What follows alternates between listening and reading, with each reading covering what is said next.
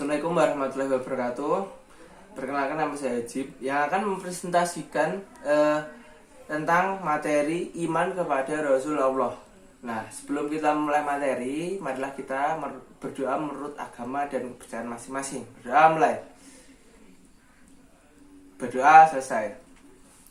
Baiklah, kita langsung masuk ke materi iman kepada Rasul Allah.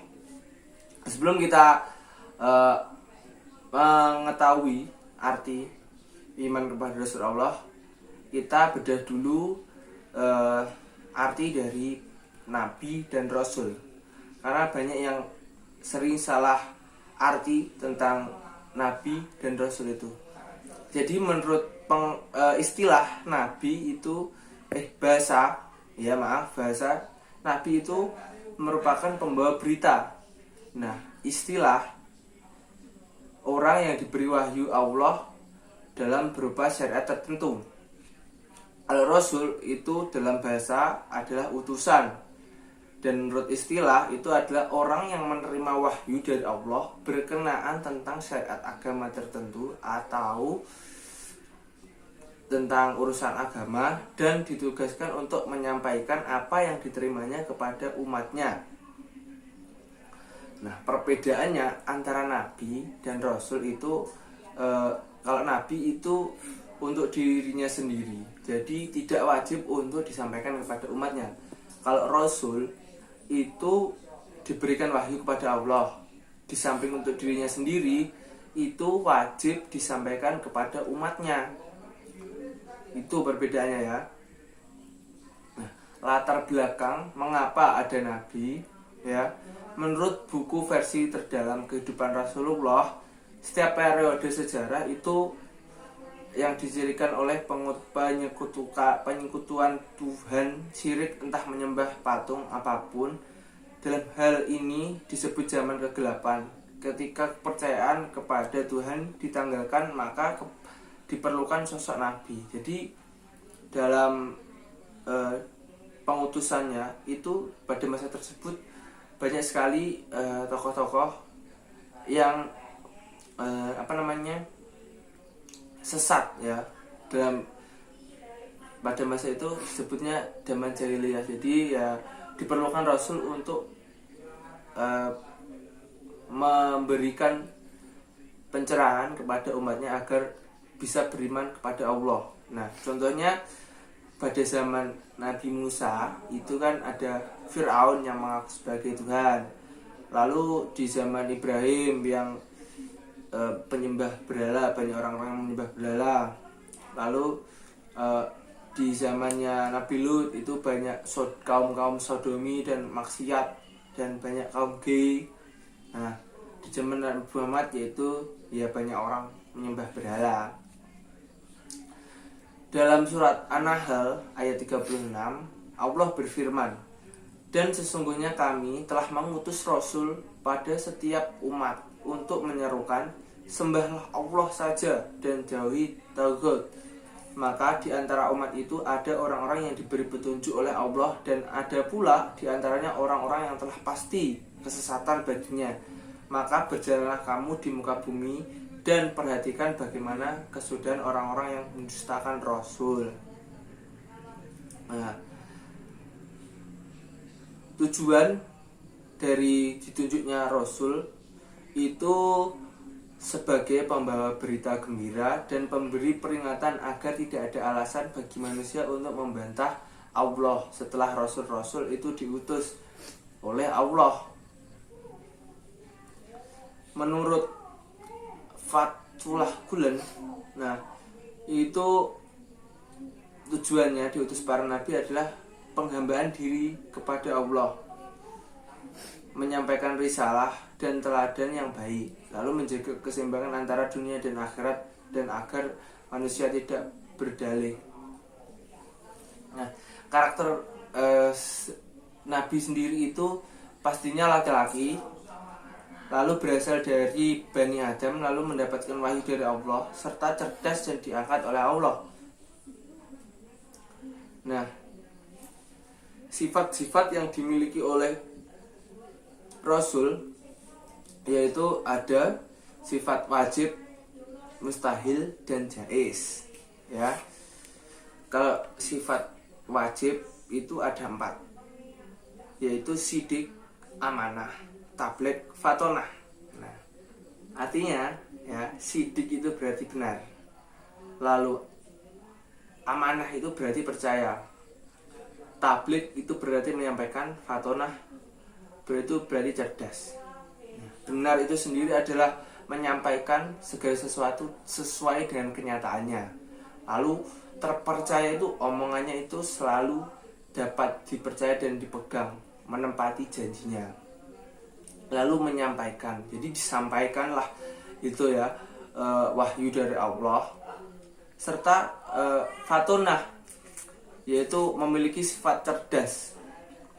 Lalu ada sifat wajib, pasti juga ada sifat mustahil, yaitu sifat yang tidak mungkin dimiliki oleh Rasul, yaitu kizib, khianat, kitman, dan baladah. Kizib yang berarti berbohong, jadi Rasul itu tidak mungkin berbohong, pasti itu jujur. Lalu khianat, itu berkhianat, suka berkhianat. Lalu kitman, menyembunyikan, jadi Rasul itu tidak mungkin menyembunyikan wahyu dari Allah. Lalu baladah, yaitu bodoh. Rasul itu juga tidak mungkin bodoh, karena Rasul itu pasti diutus Allah, pasti juga menyampaikan dengan cerdas. Tuh. Lalu sifat jaiz, yaitu sifat yang dimiliki oleh Rasul, itu berupa sifat kemanusiaan, karena ya yang diutus Allah itu ya manusia, jadi pasti juga punya sifat yang seperti manusia. Jadi sebagai manusia juga tidak mengurangi kedudukannya sebagai Allah. Sifat jaiz itu tersebut ada diri pada Rasul dan juga ada pada diri manusia biasa, seperti rasa lapar, rasa haus, dan pengen tidur, sedih, senang, berkeluarga, dan lain-lain. Bahkan jika seorang Rasul itu tetap meninggal dunia, karena mereka adalah juga manusia, jadi tidak kekal. Jadi sifat jaiz itu ya seperti itu ya, punya rasa lapar, punya rasa haus, dan juga bisa sakit. Lalu siapa saja Nabi dan Rasul? Nah, dalam pengertiannya ada juga Rasul itu ulul asmi. Nah, Nabi Rasul itu ada 25 ya, yang wajib kita imani. Nah, ini ada pula Rasul yang diberi anugerah tertentu, yaitu orang yang ada pendirian teguh dalam pendiriannya dalam memegang prinsip dan menghadapi cobaan, dan sabar menanggung ujian baik ringan maupun berat, yang disebut juga ulul asmi. Itu ada 5 ya, Nabi Nuh, Nabi Ibrahim, Nabi Musa, Nabi Isa, dan Nabi Muhammad SAW. Nah, menurut buku Menghidupkan Iman, Rendah Hati, menurut rendah iman ya, itu merupakan budi pekerti Rasulullah ya, selalu husnudon, tidak ada manusia yang mampu menyamai beliau meskipun beliau tersebut mengaku Rasul, pintar, cerdik, ikhlas, dan mempertaruhkan dirinya demi orang lain. Nah, lanjut, yaitu fungsi beriman kepada Rasul.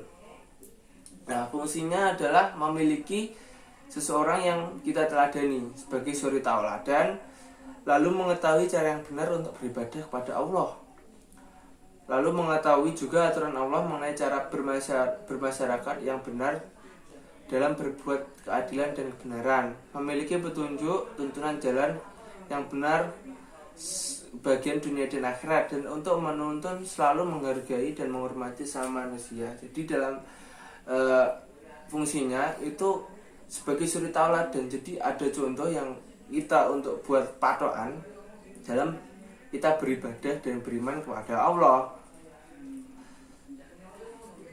Jadi dalam fungsinya itu seperti itu ya. Lalu selanjutnya adalah jumlah dan nama-nama Rasul. Ada banyak ya, 25, yaitu Nabi Adam yang pertama, Nabi pertama kali, lalu Nabi Lut, Nuh, Idris, Sahih, Ibrahim, Ismail, Ishak, Yakub, Yusuf, Ayub, dan banyak sekali.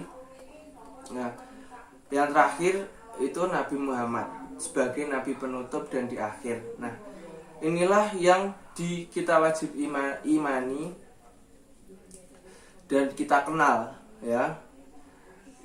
Tapi yang wajib sebagai kita contoh suri tauladan itu adalah Nabi Muhammad, ya. Lalu tugas Rasul.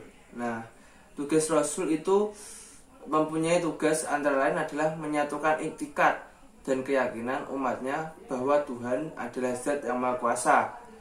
Lalu memberikan batas bagi umatnya bagaimana hal yang dilarang dan bagaimana yang dikerjakan, yang harus dikerjakan sesuai dengan perintah Allah. Lalu memberikan pedoman kepada umatnya agar mereka menghiasi dan diri dengan sifat-sifat yang utama atau akhlak terpuji yang dapat membawa mereka untuk menjauhi dari kemurkaan. Lalu mengajarkan kepada umatnya tentang berita gaib yang sesuai dengan ketentuan yang digariskan oleh Allah.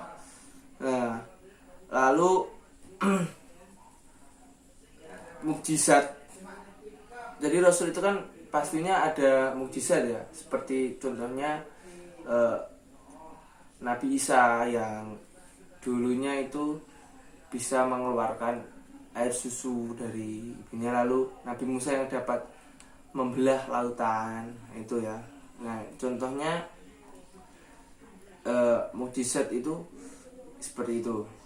Karena tugas Rasul itu sangat berat, maka para Rasul itu dibekali dengan mukjizat. Contohnya yaitu sebagai tanda bukti yang fungsinya yaitu sebagai tanda bukti bahwa orang yang membawa atau memiliki benar-benar itu seorang Rasul utusan Allah, lalu sebagai senjata yang digunakan untuk menghadapi musuh-musuh yang menentangnya. Nah, mukjizat itu sendiri itu ada 4 contohnya, kelompoknya, yaitu mukjizat kauniyah, mukjizat yang berkaitan dengan peristiwa alam. Ya seperti tadi Nabi Musa yang membelah lautan dengan tongkat. Lalu mukjizat syasyah, yaitu mukjizat yang keluar dari tubuh seorang nabi, seperti keluarnya air dari celah-celah dari Nabi Muhammad, ya. Lalu penyembuhan penyakit buta dan kusta dari Nabi Isa, dan cahaya bulan yang memancarkan dari tangan Nabi Musa. Lalu mukjizat salbiyah, mukjizat yang membuat sesuatu tidak berdaya, seperti Nabi Ibrahim yang tidak mempan terhadap api. Lalu mukjizat akliyah, yaitu mukjizat yang tidak masuk akal, yaitu Al-Quran itu sendiri. Lalu ada pula perilaku yang mencerminkan kita iman kepada Rasul, yaitu berkomitmen melaksanakan rukun Islam dengan sempurna, melaksanakan perintah Allah dimulai sejak bangun tidur sampai bangun lagi, lalu menjauhi perbuatan yang dilarang Allah, ya.